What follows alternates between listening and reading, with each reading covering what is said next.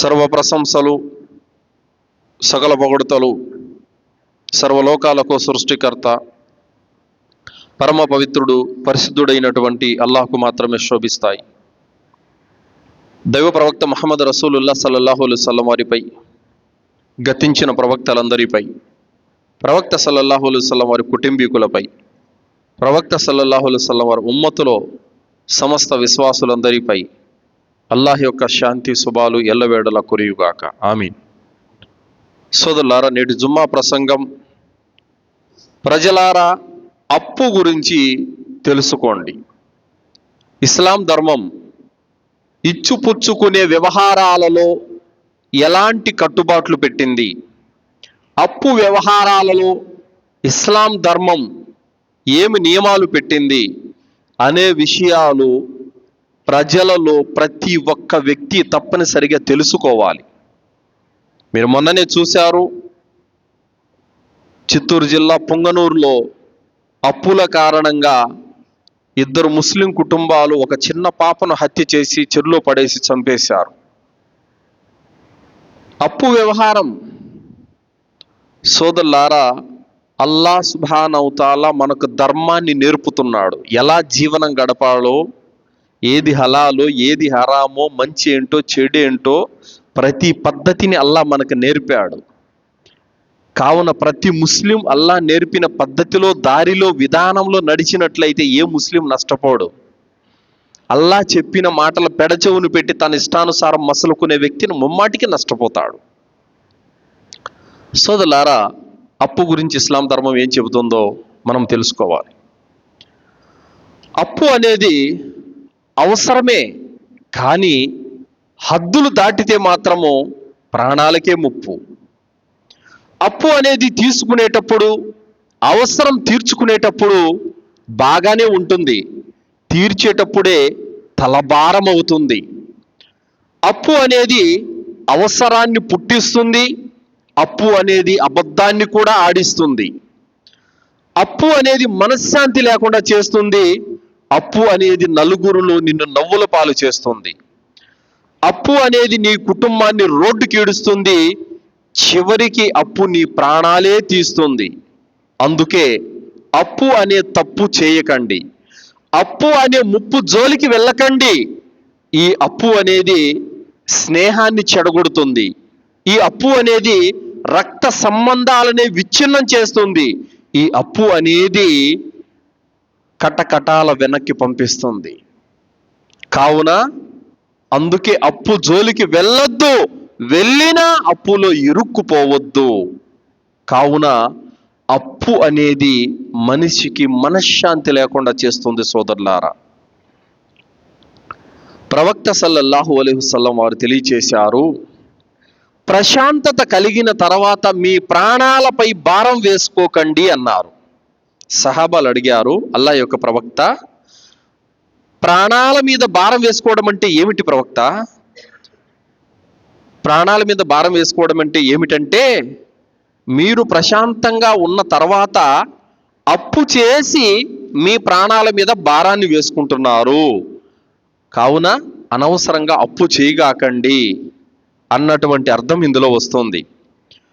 మువత్తా ఇమాం Malik 2770లో Umar bin Khattab రదియల్లాహు అన్హు వారు తెలియజేశారు, అప్పు విషయంలో జాగ్రత్త వహించండి.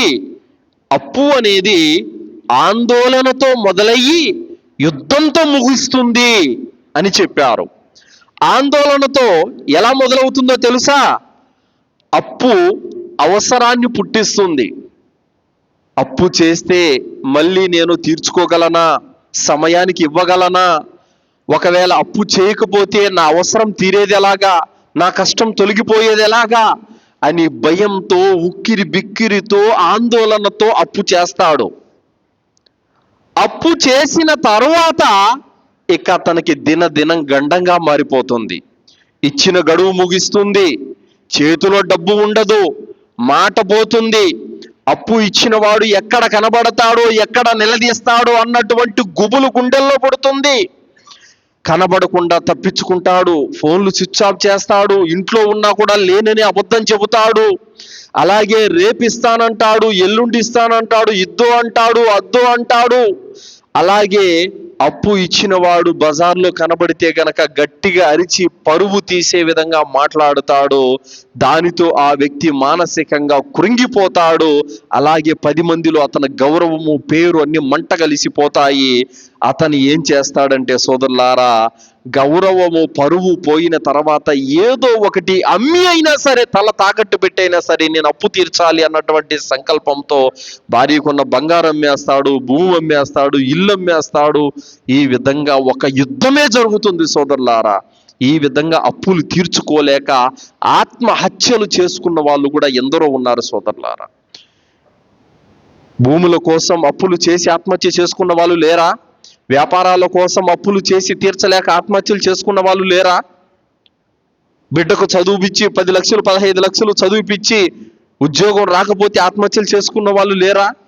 అందుకే ఇస్లాం ధర్మం చెబుతుంది, అవసరం మేరకు మాత్రమే అప్పు చేయండి, అత్యధికమైన అవసరం మీకుంటేనే అప్పు చేయండి, కావాలని అప్పు చేయకండి అని చెప్పడం జరిగింది. అలాగని అప్పే చెయ్యొద్దు అని చెప్పట్లేదు. అప్పు అనేది అవసరం కొద్దీ చెయ్యాలి. అందుకోసమే మనలోని ధనవంతులు ఎవరైతే ఉన్నారో, డబ్బున్న వాళ్ళు ఎవరైతే ఉన్నారో, పేదల కోసము అల్లా నుండి ప్రతిఫలాన్ని ఆశించి డబ్బు అప్పుగా ఇస్తూ ఉండాలి. వడ్డీ కాదండి, వడ్డీ కాదు. అల్లా ప్రసన్నత కోసం అల్లా దగ్గర నుంచి పుణ్యఫలాన్ని ఆశించి అవసరార్థులకు అప్పుడప్పుడు అప్పు ఇస్తూ ఉండాలి. ఒకవేళ అప్పు ఇవ్వలేదనుకో, పేదలు వడ్డీకి పాల్పడతారు. అది ఘోరమైనటువంటి పాపం. కావున మనలోని పుణ్యాత్ములు, సజ్జనులు, ఉత్తములు, ధనవంతులు ఎవరైతే ఉంటారో నిరుపేదలకు, పేద సాధలకు, అవసరార్థులకు డబ్బు ఇవ్వాలి. అయ్యా నా బిడ్డకు ఆరోగ్యం బాగలేదు, తిరుపతికి తీసుకెళ్ళాలి, 10,000 డబ్బు అంటే వడ్డీ ఎంత ఇస్తావు అనకూడదు. అల్లా కోసం ఇవ్వు. అల్హమ్దులిల్లా, అతను స్తోమత ఉన్నప్పుడు నీకు తిరిగి ఇస్తాడు. నాకేంటి లాభం అలా ఇస్తే? అల్లా దగ్గర దాని ప్రతిఫలం ఉంది, అల్లా దగ్గర దాని పుణ్యం ఉంది. పుణ్యాలు ఊరికే రావు సోదరులారా. పుణ్యాలు అనేవి ఊరికే రావు, ఏదో ఒక త్యాగం చేస్తేనే పుణ్యాలు వస్తాయి. కావున సోదరులారా, ఒకవేళ అప్పు గనక ఇవ్వకపోతే పేదల యొక్క పరిస్థితి చాలా దారుణంగా తయారవుతుంది. వారి జీవనమే గగనమైపోతుంది సోదరులారా. అందుకోసం అప్పు అనేది ఇవ్వాలి. ఇందులో మొదటి విషయం ఏమిటంటే అప్పు తీసుకునే విధానం. ఖురాన్లో 114 అధ్యాయాల్లో సూర అల్ బకరా పెద్ద అధ్యాయం, పెద్ద సూర. ఆ పెద్ద సూరాలో అతిపెద్ద ఆయతు 282వ ఆయతు. ఖురాన్లోనే మొత్తం 114 సూరాలలో ఉన్న అన్ని ఆయతుల కల్లా అతిపెద్ద ఆయతు అప్పు గురించే ఉంది, అప్పు గురించే ఉంది. అల్లా సుబ్హానహు వ తఆలా ఈ వాక్యంలో అప్పు తీసుకునే విధానం గురించి మనకు నేర్పుతున్నాడండి. చదువుతాను, శ్రద్ధగా వినండి సోదరులారా. ఓ విశ్వాసులారా, మీరు పరస్పరం ఒక నిర్ణీత గడువు కొరకు అప్పు వ్యవహారం చేసుకుంటున్నప్పుడు దాన్ని స్పష్టంగా రాసుకోండి. రాసేవాడు ఈ వ్యవహారాన్ని మీ మధ్య న్యాయబద్ధంగా రాయాలి. అల్లా ఎవరికైతే రాయటం నేర్పాడో అతను రాయటానికి నిరాకరించకూడదు, అతడు రాయాలి. రుణం పుచ్చుకున్న వ్యక్తి విషయాన్ని విడమరిచి చెప్పి రాయించాలి.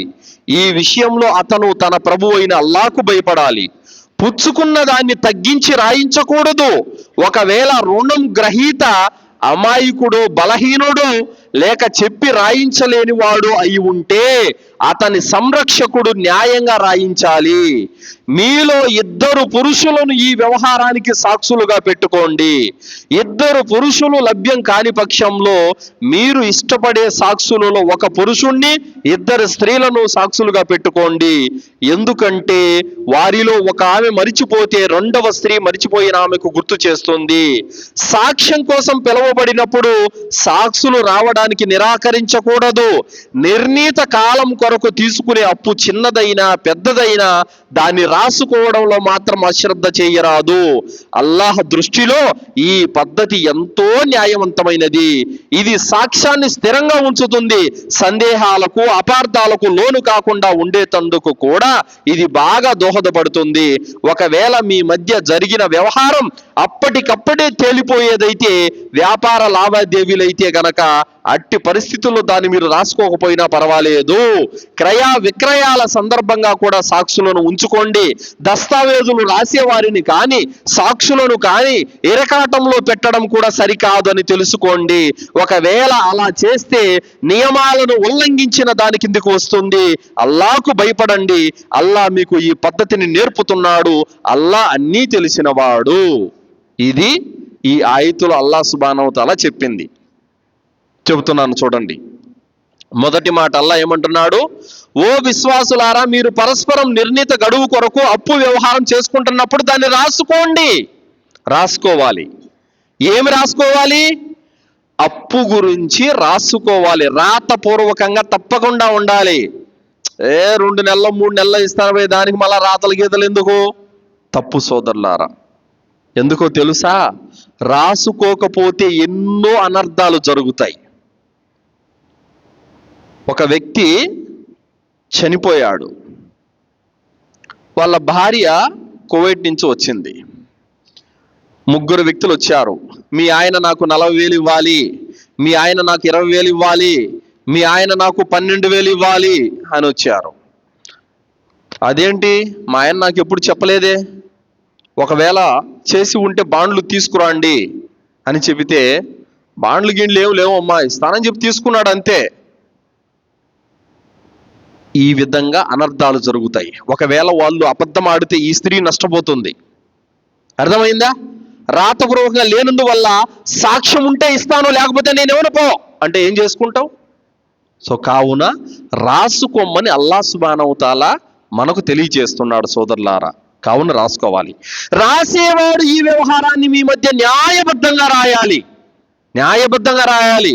మా వాడని చెప్పి తగ్గించి రాయడము, వేరే వాడని చెప్పేసి ఎక్కువ రాయడము, అన్యాయం చేయడము ఇలాంటివి చేయకూడదు. రాసేవాడు న్యాయబద్ధంగా రాయాలి.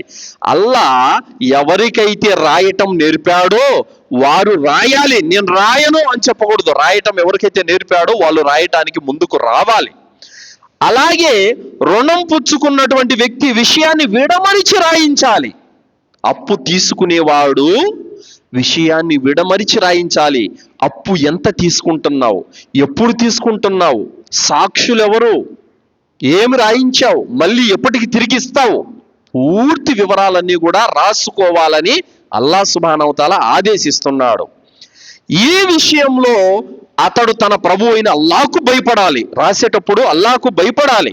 ఎందుకంటే ఎవరికి అన్యాయంగా రాయకూడదు, ఒకరి పక్షాన్ని ముగ్గిపోయి రాయకూడదు, ఒకరికి అన్యాయం జరిగేలా రాయకూడదు, న్యాయబద్ధంగా రాయాలి. అలాగే ఒకవేళ రుణగ్రహీత అయితే గనక అతను అమాయకుడు, మతిస్థిమితం లేనివాడు అయితే తెలివి పరులు, తమ సంరక్షకులు ఎవరైతే ఉంటారో వాళ్ళు దగ్గరుండి కూర్చొని రాపించాలి సోదరులారా. అలాగే మీలో 2 పురుషులను అంటే 2 మగవాళ్ళను సాక్షులుగా పెట్టుకోండి రాసుకునేటప్పుడు. తర్వాత అల్లా ఏమంటున్నాడు? ఒకవేళ 2 పురుషులు లభించని పక్షంలో 1 పురుషుణ్ణి 2 స్త్రీలను. ఇందులో అల్లాహ్ సుబ్హానహు తఆలా పురుషుల యొక్క ఆధిక్యతను చెప్పాడు చూడండి. 2 స్త్రీలతో సమానం 1 పురుషుడు, 1 మగవాడు 2 ఆడవాళ్ళతో సమానం. స్త్రీలు ఒకవేళ 1 ఆమె మర్చిపోతే 2 ఆమె గుర్తు చేస్తుంది. కావున 2 సాక్షులను పెట్టుకోండి. 1 పురుషుడు 2 స్త్రీలను పెట్టుకోండి. తర్వాత ఎందుకంటే వారిలో 1 ఆమె మర్చిపోతే 2వ స్త్రీ మర్చిపోయిన ఆమెకు గుర్తు చేస్తుంది. తర్వాత సాక్ష్యం కోసం పిలువబడినప్పుడు ఎవరైనా మీకు సాక్ష్యం సంతకం పెట్టండి అని అంటే కనుక మేం పెట్టమబ్బా అని చెప్పకూడదు, పెట్టాలి. పెట్టకపోతే అప్పు ఇచ్చేవాడు అప్పు ఇవ్వడు. అతని అవసరం కోసము, ఇబ్బంది కోసం అప్పు తీసుకుంటున్నాడు. మీరు సహకరించాలి. సాక్ష్యం సంతకం పెట్టడానికి వెళ్ళాలి. నేను పెట్టను అని చెప్పకూడదు. అల్లా అదే అంటున్నాడు, సాక్ష్యానికి పిలిస్తే గనక మేము రామని చెప్పకండి, వచ్చి సాక్ష్యం సంతకం పెట్టండి అని అల్లాహ్ తాలా ఆదేశిస్తున్నాడు. తర్వాత నిర్ణీత కాలం కొరకు తీసుకునే అప్పు చిన్నదైనా పెద్దదైనా దాన్ని రాసుకోవడంలో మాత్రం అశ్రద్ధ వహించరాదు అని అల్లా అన్నాడు. అది చిన్న అమౌంట్ అయినా పెద్ద అమౌంట్ అయినా రాసుకునే విషయంలో మాత్రం మీరు తాత్సర్యం చేయకండి, రాసుకోండి అని అల్లా చెప్తున్నాడు. ఎందుకు ఈ మాట చెప్తున్నాడు చూడండి సోదరులారా. ఇప్పుడు ఫర్ ఎగ్జాంపుల్ మీరు ఈరోజు 50,000 డబ్బులు ఇచ్చారు వేరే వాళ్ళకి, ఏమో రేపు ఏ యాక్సిడెంట్లోనే ఏ హార్ట్ అటాక్తో చనిపోతాడు. ఆ డబ్బులు అబ్బా మనకి ఇచ్చినోడు చచ్చిపోయినాళ్లే ఇంకెవరు అడిగేవాళ్ళు లేరని చెప్పేసి ఒకవేళ ఇవ్వవలసిన వాడి ఎగ్గొడితే ఇచ్చిన వాడి భార్య బిడ్డలకు అన్యాయం జరుగుతుందా లేదా? జరుగుతుంది. అన్యాయంగా 50,000 పోగొట్టుకున్న వారు అవుతారా లేదా? అందుకే అల్లాహ్ సుబ్హానహు వ తఆలా అంటున్నాడు, డబ్బు చిన్నదైనా పెద్దదైనా రాసుకునే విషయంలో మాత్రం మీరు నిర్లక్ష్యం చేయకండి, రాసుకోండి అని అల్లాహ్ తాలా ఆదేశిస్తున్నాడు. అలాగే అల్లాహ్ దృష్టిలో ఈ పద్ధతి న్యాయవంతమైనది. ఈ రాసుకోవడం అనేది, సాక్షులను పెట్టుకోవడం అనేది, ఇదంతా కూడా అల్లాహ్ దృష్టిలో న్యాయవంతమైనది. ఇది సాక్ష్యాన్ని స్థిరంగా ఉంచుతుంది. అంటే మనుషులు చచ్చిపోయినా కూడా రాతలు మారవు సోదరులారా. కావున ఒకవేళ మనుషులు ఎవరు చనిపోయినప్పుడు కూడా బాండు పేపర్లు తీసుకురా అంటానంటే న్యాయం బట్టబయలవుతుంది అప్పుడు. కావున అప్పుడు ఎవరికి అన్యాయం జరగదు. అందుకోసమే సాక్ష్యాన్ని స్థిరంగా ఉంచుతుందని అల్లాహ్ తాలా తెలియజేస్తున్నాడు. అలాగే సందేహాలకు అపార్థాలకు లోను కాకుండా ఉండేటందుకు ఇది మీకు ఉపయోగపడుతుంది అని అల్లాహ్ అంటున్నాడు. అనుమానాలు సందేహాలకు తావు లేకుండా ఇది మీకు ఉపయోగపడుతుంది ఈ పద్ధతి అని అల్లాహ్ సుబ్హానహు వ తఆలా తెలియజేస్తున్నాడు. అలాగే ఒకవేళ మీ మధ్య అప్పటికప్పుడు తేలిపోయే వ్యవహారం అయితే అది వేరే విషయం. అయ్యా నేను సాయంత్రం కల్లా ఇస్తాను, రేపు పొద్దున కల్లా ఇస్తాను, మధ్యాహ్నం కల్లా ఇస్తాను అయితే రాసుకోవాల్సిన అవసరం లేదు. కానీ ఒక నిర్ణీత కాలం కొరకు, ఒక వారము, ఒక నెల, ఒక సంవత్సరము, 2 ఏళ్ళు, ఈ విధమైనటువంటి వ్యవహారానికి మాత్రం ఖచ్చితంగా రాసుకోవాల్సిందే. మధ్యాహ్నానికి ఇస్తా సాయంత్రానికి ఇస్తా అనే వ్యవహారాలకైతే, అప్పటికప్పటికే తేలిపోయే వ్యవహారాలు అయితే అది వేరే విషయం. ఒక నిర్ణీత కాలం, ఒక గడువు కోసం అయితే ఖచ్చితంగా రాసుకోమని అల్లాహ్ సుబ్హానహు వ తఆలా ఆదేశిస్తున్నాడు. క్రయ విక్రయాల సందర్భంలో కూడా సాక్షులను ఉంచుకోండి. మీరు ఏదైనా అమ్మేటప్పుడు కానీ కొనేటప్పుడు కూడా, ఏదైనా వ్యాపార లావాదేవీలు చేసుకునేటప్పుడు కూడా మీరు సాక్షులను దగ్గర పెట్టుకోండి అని చెప్పారు సోదరులారా. ఎందుకంటే అల్లాహు అక్బర్ కబీరా, ఎవడైనా ఒక వ్యక్తి ఫర్ ఎగ్జాంపుల్ ఇప్పుడు ఒక వ్యక్తి ఒక గేదెని అమ్మాడు అనుకోండి, అమ్మేటప్పుడు ఎవరు సాక్షులు లేరు, ఇద్దరే ఉన్నారు. ఆ కొన్నటువంటి వాడు మళ్ళీ ఆ జంతువుని తీసుకొని వచ్చి, ఇది నాకొద్దు, నీకు 30,000 ఇచ్చి కొన్నాను, నాది నాకేనంటే, అరే నువ్వు 20,000 కదరా ఇచ్చింది అంటే, లేదు 30 ఇచ్చానని బుకాయిస్తాడు. అదే సాక్షులుంటే వాడు మాట మార్చడానికి తావు లేదు అక్కడ. అందుకు అల్లాహ్ తాలా అంటున్నాడు, క్రయ విక్రయాలు జరిగేటప్పుడు కూడా మీరు సాక్షులను పెట్టుకోండి. కావున సోదరులారా, అల్లాహ్ సుబ్హానహు వ తఆలా ఈ ఆదేశాలు మన మేలు కొరకు తెలియజేస్తున్నాడు. ఒకవేళ మీరు గనక తర్వాత అల్లాహ్ ఏమంటున్నాడు, దస్తావేజులు రాసేటప్పుడు రాసేవారిని కానీ సాక్షులను కానీ ఇరకాటంలో పెట్టరాదని అల్లాహ్ అంటున్నాడు. ఏమంటాడు, నిన్ను నమ్మి నేను వాడికి ఇస్తాను ఆ డబ్బులు, వాడు గనక ఇవ్వలేదో నువ్వే కట్టాలి నాకు అని సాక్షిని బెదిరించడము, రాసేవాడికి చెప్పడము, ఇది ఇరకాటంలో పెట్టడం తప్పు అని అల్లాహ్ అంటున్నాడు. మీరు ఎందుకు ఇస్తున్నారు? అతని అవసరం తీరాలని ఇస్తున్నారు, అంతేగాని ఇందులో సాక్షికి చెప్తారు మీరు ఏమని, వాడు కట్టకపోతే నువ్వే కడతావు జాగ్రత్త, రాసేవాడికి వాడు కట్టకపోతే నువ్వే కడతావు జాగ్రత్త, ఇది చెప్పకూడదు. ఇరకాటంలో పెట్టడం సబబు కాదని అల్లాహ్ సుబ్హానహు వ తఆలా తెలియజేస్తున్నాడు. ఒకవేళ మీరు గనక ఇలా చేసినట్లయితే అల్లాహ్ ఆజ్ఞలను నియమాలను మీరు ఉల్లంఘించినట్టు అవుతుందని అల్లాహ్ తాలా తెలియజేస్తున్నాడు. కావున ఈ అప్పు వ్యవహారాల్లో మీరు అల్లాహ్కు భయపడండి. అల్లాహ్ మీకు ఈ పద్ధతిని నేర్పుతున్నాడు. అల్లాహ్ అన్నీ తెలిసినవాడు. ఇది ఆయత యొక్క పూర్తి అర్థం సోదరులారా. నేను ఇస్లాం ధర్మం తెలుసుకుంటున్నటువంటి కొత్తలో ఖురాన్ గ్రంథంలో ఈ ఆయతు చదివిన తర్వాత నాకు అల్లాహ్ గొప్పతనం తెలిసింది సోదరులారా. చాలామంది మూర్ఖులు అంటూ ఉంటారు, ఖురాన్ మనిషి రాసింది అంటూ ఉంటారు. మనిషి ఇన్ని విషయాలు చెప్పగలడా? అప్పు తీసుకునే పద్ధతి, ఇచ్చే పద్ధతి, సాక్షులను పెట్టుకునే పద్ధతి, రాసే పద్ధతి, సాక్షుల్ని ఇరికించకూడదనేటువంటి పద్ధతి, మరియు సాక్షులు రాకపోతే రాకుండా నిరాకరించకూడదనేటువంటి పద్ధతి, అల్లాహ్కు భయపడాలి ఈ అప్పు విషయంలోనే పద్ధతి, ఇన్ని పద్ధతులు, ఇన్ని వ్యవహారాలు మనిషికి తెలుసా? అది 1400 సంవత్సరాల క్రితం ఎలాంటి టెక్నాలజీ జ్ఞానం లేనటువంటి ఆ రోజుల్లో ఒక మనిషికి ఇదంతా సాధ్యమా? ముమ్మాటికి ఇది సర్వలోకాల సృష్టికర్త అయిన అల్లాహ్ తరపు నుండి వచ్చినటువంటి గ్రంథం అనడంలో ఏ మాత్రం సందేహం లేదు సోదరులారా. ఇన్ని విషయాలు చెప్పటము నేర్పటం అనేది ఏ మానవుడికి సాధ్యం కాదు, ఇది ఒక అల్లాహ్కు తప్ప. అల్లాహు అక్బర్ కబీరా. కావున అల్లాహ్ సుబ్హానహు వ తఆలా ఆయన నిజమైన సృష్టికర్త దేవుడు కాబట్టి ఒక అప్పు విషయంలో ఎన్ని విషయాలు ఎంత పకడ్బందీగా, ఎంత పటిష్టంగా, ఏ విధంగా ఒక పద్ధతిని నేర్చుకోమని అల్లాహ్ సుబ్హానహు వ తఆలా తెలియజేస్తున్నాడు. చూడండి సోదరులారా, ఎవ్వరికే కానీ రవ్వంత అన్యాయం కూడా జరగకూడదు అన్నటువంటి ఉద్దేశంతో అల్లాహ్ సుబ్హానహు వ తఆలా సత్యాన్ని బోధిస్తున్నాడు. ఈ విషయాన్ని మనము గుర్తుపెట్టుకోవాలి. కాబట్టి అప్పు తీసుకునే పద్ధతి ఏమిటంటే రాసుకోవాలి, సాక్షులను పెట్టుకోవాలి. ఆ సాక్షులు ఇరకాటంలో పెట్టకూడదు, రాసేవాడిని ఇరకాటంలో పెట్టకూడదు. చిన్నదైనా పెద్దదైనా ఆ డబ్బు కొలిచి ఖచ్చితంగా రాసుకోవాలి. ఈ విషయంలో అల్లాహ్కు భయపడాలి. అనేక విషయాలు అల్లాహ్ సుబ్హానహు వ తఆలా ఇందులో చెప్పాడు. ఇక తర్వాత విషయం, అప్పు ఇచ్చిన తర్వాత ఓర్పు సహనం కలిగి ఉండాలి సోదరులారా. మరియు అప్పు తీసుకున్న వ్యక్తి తీర్చలేని పక్షంలో తగినటువంటి గడువు అతనికి ఇవ్వాలి. రెండో విషయం ఏమిటంటే అప్పు ఇచ్చిన తరువాత ఓర్పు సహనము కలిగి ఉండాలి. తీసుకున్నటువంటి వాడు అప్పు చెల్లించలేని పక్షంలో అతనికి గడువు మరింత పెంచాలి సోదరులారా. అల్లాహ్ సుబ్హానహు వ తఆలా సూరే బకరా 280వ ఆయతులో అల్లాహ్ అంటున్నాడు, ఒకవేళ రుణగ్రస్తుడు ఇబ్బందుల్లో ఉంటే అతని పరిస్థితి మెరుగుపడే వరకు అతనికి గడువు ఇవ్వండి, లేదా మన్నించి దానంగా వదిలిపెట్టేయండి. మీరు గనక ఇది తెలుసుకుంటే ఇది మీ కొరకు శ్రేయోదాయకం అని అల్లాహ్ సుబ్హానహు వ తఆలా తెలియజేసినాడు. సోదరులారా, రుణగ్రస్తుడికి గడువు ఇవ్వాలి. ఎవరైతే అప్పు తీసుకున్నాడో ఆ వ్యక్తికి మీరు ఏం చేయాలి?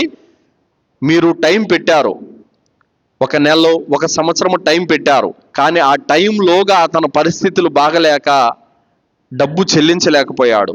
మీరేం చేయాలి? గడువు ఇవ్వాలి.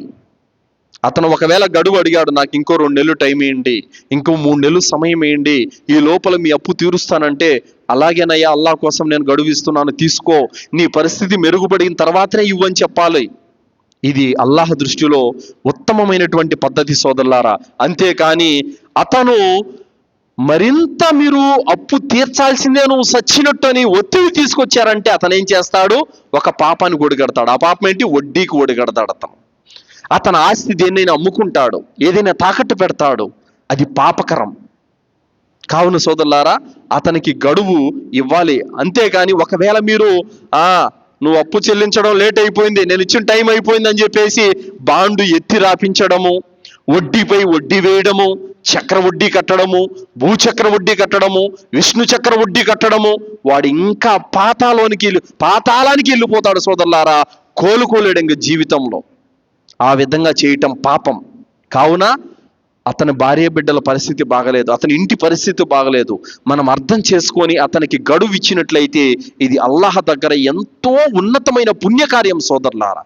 కావున ఈ విధంగా మనము చేయాలి తప్ప, వాడు అసలు నీ అప్పు తీర్చడానికే సతమతమవుతున్నాడు, నువ్వు గడువు ఇవ్వాల్సింది పోయి, మన్నించాల్సింది పోయి ఆలస్యమైందని చెప్పేసి మళ్ళీ ఈ విధంగా వడ్డీపై వడ్డీ వేయడము, ఈ విధమైనటువంటి పరిస్థితి మంచిది కాదు. వారం లోపు నా అప్పు నాకు తిరిగి ఇవ్వలేదో నీ అంతు చూస్తా, నీ షాపు మూచేస్తా, నీ ఇంటికి తాళమేస్తా, నీ బండి లాక్కెళ్తా, నిన్ను జైల్లో వేపిస్తా, జాగ్రత్త అనే దుర్మార్గపు మాటలు పలికేదానికంటే అల్లాహ్ కోసం నీకు ఇంకా 2 నెలలు టైం ఇస్తున్నాను, నీ పరిస్థితి మెరుగుపడిన తర్వాతనే నా అప్పు చెల్లించు నాయనా అని అంటే ఇది అల్లాహ్ దృష్టిలో ఉత్తమం. లేదా నీ పరిస్థితి బాగాలేదు, నీ అప్పు నేను మాఫీ చేస్తున్నాను పో అల్లాహ్ కోసం అని పలకటం ఉత్తమము సోదరులారా. అంతేకాని వాడిని బెదిరించడము, ఇరకాటంలో పెట్టేయడము, మరింత అసలే తన పరిస్థితి బాగాలేక ఏడుస్తుంటే నువ్వు మళ్ళీ ఇలాంటి బెదిరింపులతో అతనికి పాల్పడినట్లయితే ఇది అల్లాహ్ దృష్టిలో చాలా నీచమైనటువంటి కార్యము సోదరులారా. అబూ హురైరా రదియల్లాహు అన్హు యొక్క ఉల్లేఖనం బుఖారీ గ్రంథం 3293వ హదీసు, ముస్లిం గ్రంథం 1562వ హదీసులో ప్రవక్త సల్లల్లాహు అలైహి వసల్లం వారు తెలియజేశారు, ఒక వ్యక్తి ప్రజలకు అప్పులు ఇస్తూ ఉండేవాడు, తన సేవకుడితో ఇలా చెప్పేవాడు, ఓ నా సోదరా, నువ్వు ఎవరికైతే అప్పులు ఇచ్చావో వాళ్ళ నుండి వసూలు చేసేటప్పుడు సున్నితత్వాన్ని ప్రదర్శించు, మెతక వైఖరిని అవలంబించు.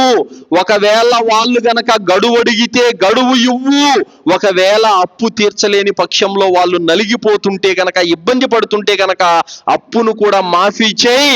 అంతేకాని వాళ్ళని ఇరకాటంలో పెట్టద్దు, ఇబ్బందుల్లో పెట్టద్దు అని చెప్పేవాడు అతను మరణించిన తర్వాత అల్లాహ్ కూడా అతని తప్పులను పాపాలను మన్నించాడు. హుజైఫా రదియల్లాహు అన్హు యొక్క ఉల్లేఖనం బుఖారీ హదీసు 2077, ముస్లిం హదీసు 1560లో ప్రవక్త సల్లల్లాహు అలైహి వసల్లం వారు తెలియజేస్తున్నారు, పూర్వకాలంలో ఒక వ్యక్తి ఉండేవాడు, అతను మరణించాడు. మరణించేటప్పుడు దైవ దూతలు వచ్చారు. అయ్యా, నీ యొక్క పుణ్యకార్యాలు ఏమైనా ఉన్నాయా అని అడిగారు. అతను అన్నాడు, నాకేం గుర్తు రావట్లేదండి అన్నాడు. లేదు, బాగా గుర్తు చేసుకో, నువ్వేమైనా పుణ్యకార్యాలు చేసి ఉన్నావా? అయితే నాకు ఒక విషయం గుర్తుంది. అది ఏమిటంటే, ఇచ్చిపుచ్చుకునేటప్పుడు నేను చాలా ఉదార స్వభావంతో వ్యవహరించేవాడిని, ఎవరిని కసురుకునేవాడిని కాదు, కఠినంగా ఉండేవాడిని కాదు, మన్నింపుల వైఖరి అవలంబించేవాడిని. మరియు అప్పు ఇచ్చేవాడిని, అప్పు ఇచ్చేవారు తిరిగి ఇచ్చేటప్పుడు వారికి గనక గడువు అవసరమైతే గడువు పెంచి నేను ఇచ్చేవాడిని. మరియు అప్పు తీర్చలేని పక్షంలో వాళ్ళ అప్పులు కూడా నేను మాఫీ చేసేవాడిని. ఇది ఒక్కటి నాకు గుర్తుంది అని చెప్పారు. అప్పుడు ముస్లిం ఉల్లేఖనం మరొక హదీసు ఉక్బా బిన్ ఆమిర్ రదియల్లాహు అన్హు వారు మరియు అబూ మసూద్ రదియల్లాహు అన్హు యొక్క ఉల్లేఖనం. ఈ మాటలు అల్లాహ్ విన్నాడు. విని, ఓ నా దాసుడా, నీకంటే ఎక్కువగా నేను క్షమించేవాడను. ఓ దైవదూతలారా, ఇతన్ని క్షమించేయండి, ఇతని పట్ల మీరు ఔదార్యంతో వ్యవహరించండి, కఠినంగా ప్రవర్తించవద్దు అని అల్లాహ్ దైవదూతలకు ఆదేశించాడు. అల్లాహు అక్బర్. కావున మన వ్యవహారం ఎలా ఉంటుందో మనతో కూడా వ్యవహారం అలాగే ఉంటుంది. మనము సాటి దాసుల పట్ల మన వ్యవహారం ఎలా ఉందో అల్లాహ్ కూడా మన పట్ల వ్యవహారం అలాగే ఉంటుంది సోదరులారా. మనం మన్నిస్తే ప్రజలని అల్లాహ్ కూడా మన్నిస్తాడు. మనం కఠినంగా ప్రజల పట్ల ఉంటే అల్లాహ్ కూడా మన పట్ల కఠినంగా ఉంటాడు. కావున మనం మన్నింపుల వైఖరి, అప్పు ఇచ్చిన వాడిని పీడించడం, ఏడిపించుకు తినడం ఇది సరైన విధానం కాదు సోదరులారా. మన్నింపుల వైఖరి అనేది ఖచ్చితంగా మనము ప్రదర్శించాలి. ముస్నద్ అహ్మద్ 22,023వ హదీసు అబూ కతాదా రదియల్లాహు అన్హు వారి యొక్క ఉల్లేఖనం. ప్రవక్త సల్లల్లాహు అలైహి వసల్లం వారు తెలియజేశారు, రుణగ్రహీతకు వ్యవధినివ్వండి. ఒకవేళ అతను అప్పు తీర్చలేని పక్షంలో క్షమించండి. ఒకవేళ ఎవరైతే క్షమిస్తారో, గడువునిస్తారో అతనికి కయామతు రోజున అల్లాహ్ సుబ్హానహు వ తఆలా తన సింహాసనపు నీడలో చోటునిస్తాడు. ఎంతటి ప్రతిఫలమో చూడండి. ఎవరైతే అప్పు తీర్చలేని, చెల్లించలేనటువంటి వారికి గడువునిస్తారో మరియు అప్పును మాఫీ చేస్తారో వారికంట అల్లాహ్ సుబ్హానహు వ తఆలా ఆయన సింహాసనపు కారుణ్యపు నీడలో చోటునిస్తాడు. అల్హమ్దులిల్లా. పుణ్యాలు ఊరికే వస్తాయా? ₹1 వదిలిపెట్టవు, వడ్డీ కావాలా, వాడు చెప్పిన టయానికి ఇకపోతే బెదిరింపులు, కొట్లాట్లు, ఇంక ఊరికే వస్తాయి ఆ పుణ్యాలు. త్యాగం చేయాలి, ఏదో ఒకటి త్యాగం చేస్తే పుణ్యాలు వస్తాయి. కావున సోదరులారా, ఓర్పు సహనంతో మెలగాలని ఇస్లాం ధర్మము చెబుతుంది. అప్పుచ్చిన తర్వాత వాడు పెట్టిన సమయానికి ఇవ్వలేకపోవచ్చు, పరిస్థితిని అర్థం చేసుకొని క్షమించాలి. పరిస్థితిని అర్థం చేసుకొని, సరేనైనా నీ పరిస్థితి మెరుగుపడిన తర్వాతనే ఇవ్వు అని చెప్పేసి ఉత్తమమైన విధానాన్ని అవలంబించాలి. ఈ ప్రేమను, ఈ విధానాన్ని, ఈ ఔదార్యాన్ని ఇస్లాం ధర్మం మనకు నేర్పుతుంది సోదరులారా. మనమే గనక ముస్లిములమైతే అల్లాహ్ నేర్పుతున్న ఈ ధర్మాన్ని మనం పాటించాలి తప్ప కఠినంగా ప్రవర్తించకూడదు, అవిశ్వాసుల వల్ల మూర్ఖంగా ప్రవర్తించకూడదు. నీ ఎంతు చూస్తా, నీ ఇల్లు నేను బంద్ చేసేస్తాను, నీ భూములు లాక్కుంటాను, నీ ఆస్తులు లాక్కుంటాను, నీ బండి లాక్కుంటాను, ఈ మాటలు, దుర్మార్గపు మాటలు పలకకూడదని ఇస్లాం ధర్మం చెబుతుంది సోదరులారా. కావున క్షమించడం అనేది చాలా ఉత్తమమైనటువంటి విషయం సోదరులారా. చాలా మంది మూర్ఖంగా ప్రవర్తిస్తూ ఉంటారు. 10 మందిలో కనపడితే 10 మందిలో అతను పరువు ఏమవుతుందని కూడా ఆలోచించకూడదు. అరే, నా అప్పు ఎప్పుడు ఇస్తావురా నువ్వు, నీ అంతు చూస్తా, నీ సంగతి తెలుస్తా, ఈ మాటలు పలకడంతో అతని గౌరవాన్ని బట్టలు ఇప్పి రోడ్డులో పెట్టినట్టే సోదరులారా. ఇది తప్పు, ఇది పాపం. అల్లాహ్ ఇష్టపడాడు దీన్ని. కావున గడువు ఇవ్వాలి. అప్పు అడిగే విధానం కూడా ఎలాగంటే సోదరులారా, ఒంటరిగా అడగాలి తప్ప అతని మనసు నొప్పించకుండా, అతని గౌరవం దెబ్బతినకుండా ఖచ్చితంగా మనం వ్యవహరించాలి. అనొచ్చు, ఒకవేళ అప్పు తీసుకున్నాడు, ఫోన్లు ఎత్తట్లేదు, అతను పలకట్లేదు అని అంటే, అలాంటి సమయంలో మీరైతే కఠినంగా వ్యవహరించే అనుమతి మీకుంది. ప్రవక్త సల్లల్లాహు అలైహి వసల్లం వారికి ఒక వ్యక్తి అప్పు ఇచ్చాడు. మొహమ్మద్ సల్లల్లాహు అలైహి వసల్లం వారిని బండ బూతులు తిడుతున్నాడు ఆ వ్యక్తి. సహాబాలు ప్రవక్త గారు అనుమతి ఇస్తే వాడి తల లేపేద్దాం అన్నటువంటి ఒక ఆవేశంతో ఉన్నారు. కానీ ప్రవక్త మొహమ్మద్ సల్లల్లాహు అలైహి వసల్లం అన్నారు, అతని అప్పు ఇచ్చాడు, గడువు అయిపోయింది, నేను తీర్చలేకపోతున్నాను, అతను తిట్టడానికి అర్హుడే, నేను పడటానికి కూడా అర్హుడిని, తిట్టనివ్వండి. అల్లాహు అక్బర్ కబీరా. మీరు ఏదన్నా అతనికి ఇవ్వాలనుకుంటే అప్పు చెల్లించి మళ్ళీ మాట్లాడండి అన్నారు. కావున మీకు ఆ హక్కు ఉంది, కానీ మన్నింపుల వైఖరి అవలంబిస్తే ఇది చాలా గొప్ప పని అల్లాహ్ దృష్టిలో. కావున సోదరులారా, మీరు బలవంతంగా అయినా అతని నుండి రాబట్టుకునే అనుమతి మీకు ఉన్నప్పటికీ మన్నింపుల వైఖరి అనేది ఉత్తమమైనటువంటి విషయం సోదరులారా. అయితే ఈ గడువు ఇవ్వడం వల్ల, ఈ మన్నించడం వల్ల మాకేంటి లాభము? ప్రవక్త ముహమ్మద్ రసూలుల్లాహ్ సల్లల్లాహు అలైహి వసల్లం వారు తెలియజేశారు, ఎవరైతే ఒక వ్యక్తికి అప్పు ఇచ్చిన తర్వాత ఓర్పు సహనంతో అతనికి గడువు ఇస్తాడో, ఆ గడువు అంత సమయం కూడా అతనికి అల్లాహ్ మార్గంలో దానం చేసినంత పుణ్యం వస్తానే ఉంటుంది. నాకేంటి, వానికి 2 నెలలు టైం ఇచ్చా, నాకేంటి లాభం అంటే, పుణ్యం వస్తుందయ్యా, పుణ్యం వస్తూ ఉంటుంది. నువ్వు దానం చేసినంత పుణ్యం వస్తానే ఉంటుంది. మరియు పరలోకంలో అల్లాహ్ దగ్గర ఎనలేని పుణ్యాలు మరియు అల్లాహ్ దగ్గర మన్నింపులు మీకు దొరుకుతాయి. అల్హమ్దులిల్లాహ్, ఇంకేం కావాలి? కావున సోదరులారా, అతన్ని ఎవరైతే అప్పు తీసుకున్నాడో ఆ వ్యక్తి గడువులోగా ఇవ్వలేదని వెంటపడి వేధించి ఏడిపించి ముప్పు తిప్పలు పెట్టి 3 చెరువులు నీళ్లు తాపించి ముక్కుబిండి వసూలు చేసే బదులు ఓర్పు సహనంతో మన్నింపుల వైఖరి అవలంబించడము, గడువు ఇవ్వడం అనేది అల్లాహ్ దృష్టిలో చాలా గొప్ప విషయము, ఉత్తమోత్తమైనటువంటి విషయం సోదరులారా. కావున మన్నింపుల వైఖరి కలిగి ఉండండి. ఇక 3వ విషయం, ఉత్తమ రీతిలో అప్పును తిరిగి చెల్లించాలి. ఎవరైతే తీసుకున్నారో ఆ తీసుకున్నటువంటి వాళ్ళు ఉత్తమ రీతిలో అప్పును తిరిగి చెల్లించాలి. తీసుకునేటప్పుడు ఉత్తమును వలె ప్రవర్తించి రాసుకున్న గడువు వచ్చేసరికి తప్పించుకొని తిరగడం చేస్తూ ఉంటారు. ఆ విధంగా అతను నీ మీద నమ్మకం పెట్టుకొని ఉంటాడు, నేను అతని అవసరం తీర్చాను, అతని ఇబ్బందుల్లో ఉంటే ఆదుకున్నాను, సమయానికి ఇస్తాడు అన్నటువంటి నమ్మకంతోనే కదా నీకు ఇచ్చాడు.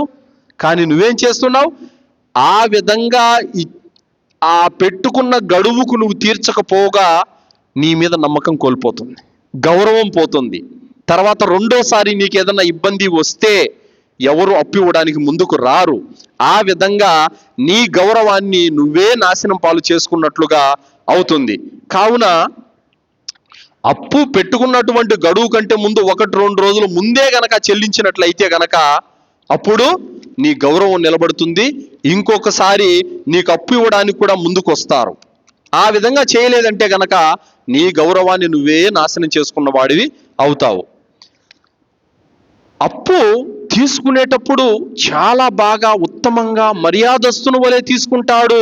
కానీ అప్పు తీసుకుని తన అవసరం తీర్చుకున్న తర్వాత ఇక ఆ అప్పు ఇచ్చిన వాడికి అసలు విశ్వరూపం చూపిస్తాడు. తప్పించుకొని తిరగడము, ఫోన్లు ఎత్తకపోవడము, ఇది పాపమైనటువంటి విషయం, ఇది దుర్మార్గమైనటువంటి విషయం.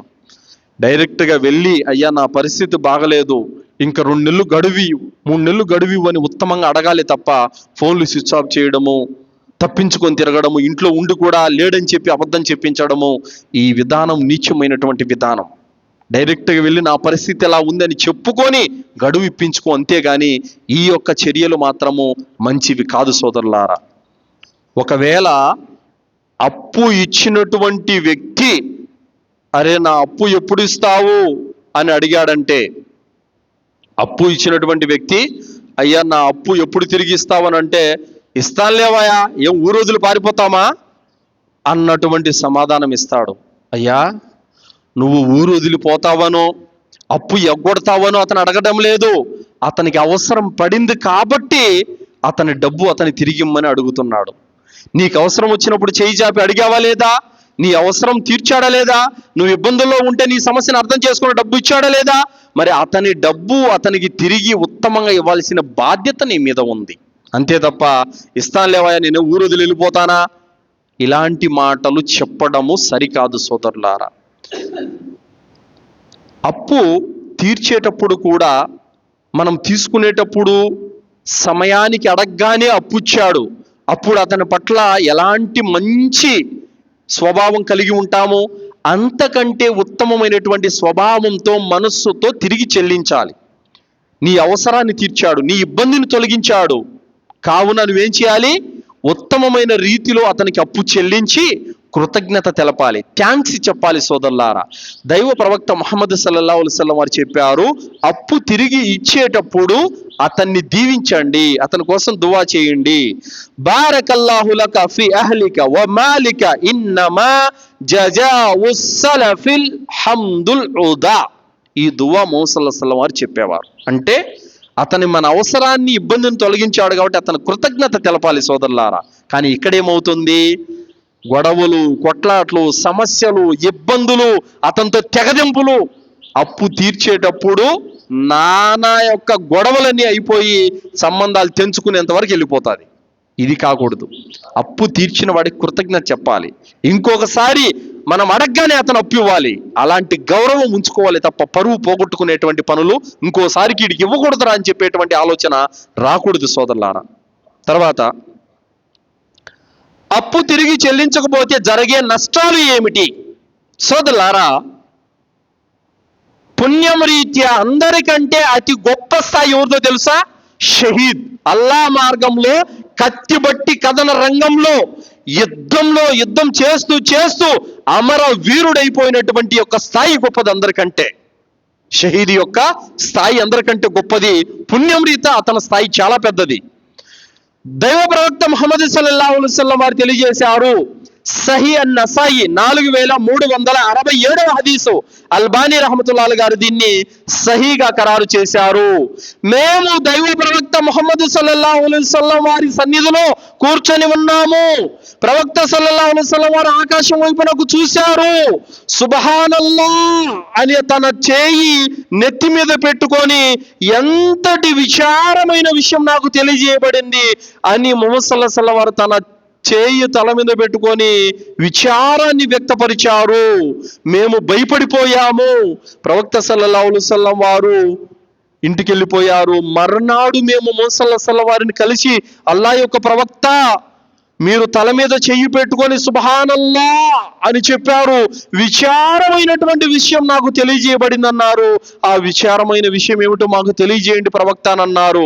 ప్రవక్త సల్లల్లాహు అలైహి వసల్లం వారు అన్నారు, నాకు తెలియజేయబడినటువంటి ఆ విచారమైనటువంటి విషయం ఏమిటంటే, ఒక వ్యక్తి అల్లా మార్గంలో యుద్ధం చేస్తూ చేస్తూ షహీద్ అయిపోయి అల్లా మళ్ళీ అతన్ని బతికించి, అతను మళ్ళీ అల్లా మార్గంలో యుద్ధం చేస్తూ షహీద్ అయిపోయి అల్లా అతన్ని మళ్ళీ బతికించి, మళ్ళీ అతను అల్లా మార్గంలో యుద్ధం చేస్తూ షహీద్ అయిపోయినా కూడా అతని మీద అప్పు ఉంటే అతను మన్నించబడడు. ఎంత బాధాకరమైన విషయం చూడండి సోదరులారా. షహీద్ అల్లా మార్గంలో పోరాడిన వ్యక్తి చనిపోయి వీర మరణం పొంది అల్లా మళ్ళా బతికించి మళ్ళా భూలోకానికి వచ్చి మళ్ళీ అతను యుద్ధం చేసి 3 సార్లు యుద్ధం చేసి మరణించినా కూడా అతను మన్నించబడడు అప్పు ఉంటే గనక. ఈరోజు ఊరకే అప్పు ఎగ్గొట్టేస్తా ఉంటాడు. ఎవరికి చెప్పుకుంటావు, చెప్పుకోపో, నేను ఇవ్వను, ఏం చేస్తావు చేసుకోపో. ఈ మాటలతో వాడైతే నిన్నేం చేయలేడు, కానీ ఏం చేసుకోలేగాడు చేసేవాడు ఒకడు ఉన్నాడు పైన. ఆయన చేయాల్సింది చేస్తాడు. ఆయన పట్టు నుండి, ఆయన శిక్ష నుండి తప్పించుకోవడం ఎవ్వడి తరం కాదు. ఈ బలం, బలగము, పేరు, పలుకుబడులు, అధికారాలన్నీ కూడా ఈ లోకంలో చెల్తాయేమో, ఆ దర్బారులో ఆయన సమక్షంలో ఇవన్నీ చెల్లవు. కావున సోదరులారా, ఉత్తమమైనటువంటి రీతిలో అప్పును చెల్లించాలి. సహీ ముస్లిం 1886వ హదీసు, అబ్దుల్లా బిన్ అమర్ రదియల్లాహు అన్హు యొక్క ఉల్లేఖనం. ప్రవక్త సల్లల్లాహు అలైహి వసల్లం వారు తెలియజేశారు, వీర మరణం పొందినటువంటి వారి పాపాలన్నీ కూడా మన్నించబడతాయి, ఒక్క అప్పు మాత్రం మన్నించబడదు. అల్లా మార్గంలో కత్తిబట్టి యుద్ధం చేసిన వాడు శత్రువుల చేతిలో చంపబడితే అతని దేహం నుండి కారిన మొదటి రక్తపు చుక్క భూమి మీద పడక ముందే అతని పాపాలన్నీ మాఫ్ అయిపోతాయి. ఒక అప్పు మాత్రం క్షమించబడదు, అప్పు అట్టే ఉంటుంది. కావున అప్పు తీర్చాలి ఖచ్చితంగా. వాళ్ళ కష్టాయిస్తాం, వాళ్ళ సంపాదన, వాళ్ళ చేతి కష్టం నువ్వు అప్పుగా తీసుకొని ఎగ్గొడితే అలాగా తప్పు అది. కావున అప్పు ఉత్తమమైనటువంటి రీతిలో చెల్లించాలి. సహీ బుఖారీ 2295వ హదీసు. దైవ ప్రవక్త ముహమ్మద్ రసూలుల్లాహ్ సల్లల్లాహు అలైహి వసల్లం వారి వద్దకి ఒక జనాజా వచ్చింది. ఆ జనాజా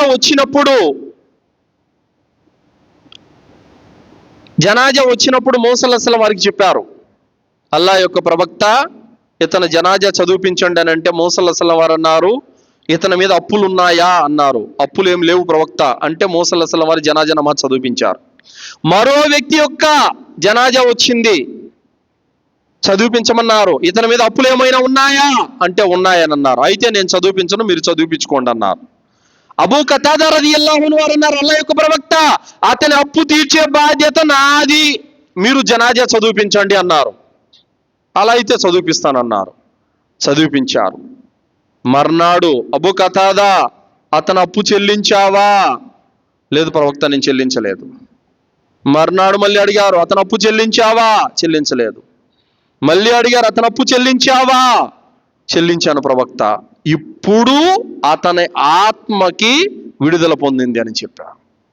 కావున సోదరులారా, అప్పు చెల్లించకపోతే ఆత్మ బందీగా ఉంటుంది సోదరులారా, ఆత్మ విడుదల కాదు.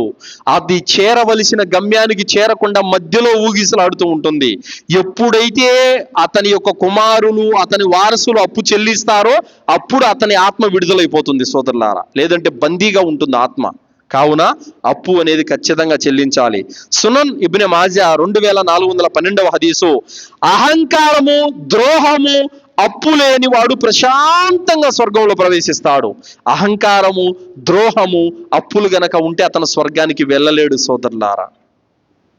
తిర్మిజీ 1078వ హదీసు. అబూ హురైరా రలియల్లాహు అన్హు వారు తెలియజేశారు, విశ్వాసి యొక్క ఆత్మ అతని అప్పు కారణంగా చేరవలసిన చోటికి చేరకుండా నిలిపివేయబడుతుంది, మధ్యలో ఎటు కాకుండా ఊగిసలాడుతూ ఉంటుంది. ఎప్పుడైతే అతని అప్పు చెల్లించబడుతుందో అప్పుడు అతని ఆత్మ విడుదలవుతుంది, చేరుకోవలసిన గమ్యానికి చేరుకుంటుంది అని ప్రవక్త సల్లల్లాహు అలైహి వసల్లం వారు తెలియజేశాడు సోదరులారా. బుఖారీ 2387వ హదీసు. ఒక వ్యక్తి అప్పు తీసుకునేటప్పుడు తిరిగి చెల్లించాలన్నటువంటి తపనతో, సంకల్పంతో, కాంక్షతో ఎవరైతే అప్పు తీసుకుంటారో, అప్పు తీర్చాలన్నటువంటి కాంక్ష, తపన ఉంటుందో అతని అప్పు తీర్చడంలో అల్లాహ్ సహాయం చేస్తాడు, మార్గాలను ఓపెన్ చేస్తాడు. ఎవరైతే అప్పు తిరిగి చెల్లించకూడదన్న దురుద్దేశంతో, దుష్ట సంకల్పంతో అప్పు ఎగ్గొట్టాలన్న భావనతో తీసుకుంటారో అలాంటి వారిని అల్లాహ్ నాశనం చేస్తాడు అని హదీసులో చెప్పబడింది సోదరులారా. కావున అల్హమ్దులిల్లా ఇస్లాం ధర్మం ఇవన్నీ కూడా మనకు నేర్పుతుంది. ఈ విధానాలను మనం తప్పనిసరిగా పాటించాలి. ఇక 5వ విషయం, అప్పు తీరేందుకు చదవవలసినటువంటి దువాలు తెలుసుకుందాం. బుఖారీ 2379వ హదీసు, ముస్లిం 589వ హదీసు. ఆయిషా రలియల్లాహు అన్హా యొక్క ఉల్లేఖనం, ప్రవక్త సల్లల్లాహు అలైహి వసల్లం వారు నమాజులో ఈ దువాను ఎక్కువగా చదివేవాళ్ళు. అల్లాహుమ్మ ఇన్ని అఊదు బిక మినల్ మఅసామి వల్ మగ్రిమ్. ఓ అల్లాహ్, నేను పాపాల నుండి, అప్పుల బారి నుండి నీ శరణు వేడుకుంటున్నాను అని మోసల్లల్లాహు అలైహి వసల్లం వారు వేడుకునేవాళ్ళు. కావున అప్పుల యొక్క ఊబి నుండి బయటికి రావడానికి కొన్ని దువాలు ఉన్నాయి. ఆ దువాలు నేర్చుకోవాలి, అల్లాను అడగాలి. అప్పుడు అల్లాహ్ సుబ్హానహు వ తఆలా నీ అప్పులు తీర్చే మార్గాన్ని ఏర్పాటు చేస్తాడు, నీ అప్పులు తీరిపోయేటటువంటి సౌలభ్యాన్ని అల్లాహ్ కలుగు చేస్తాడు. అలాగే తిర్మిజీ సహీ 3180వ హదీసు.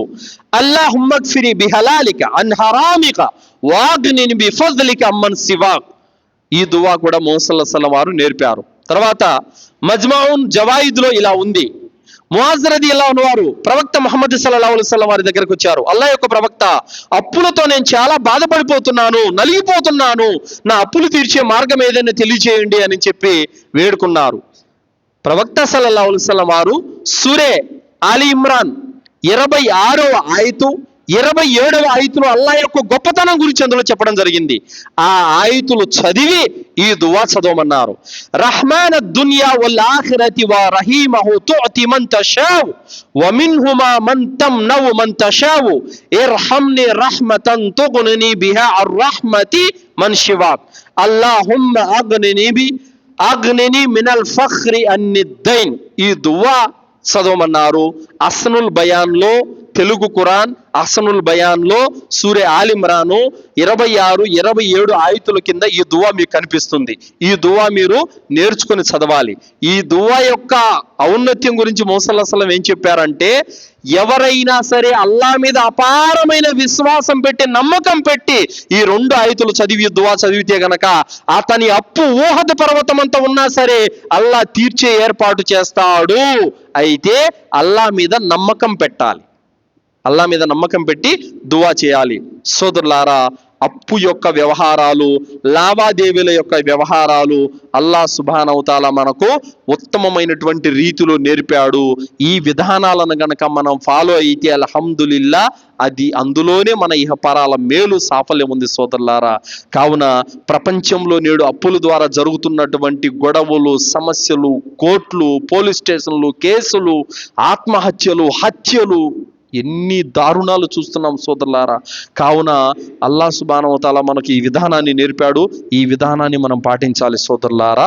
ఇవి అప్పుకు సంబంధించిన వ్యవహారాలు సోదరులారా. అల్లాతో దువా చేస్తూ ముగిస్తున్నాను. విన్నటువంటి విషయాలపైన సదాచరణ చేసే సద్బుద్ధిని అల్లా మనందరికీ ప్రసాదించుగాక. అల్లా సుబ్హానహు తాలా మనల్ని కూడా అప్పుల ఊబి నుండి రక్షించుగాక. మన యొక్క అప్పులు తీర్చేటువంటి మార్గాన్ని అల్లా మన కొరకు సులభతరం చేయుగాక.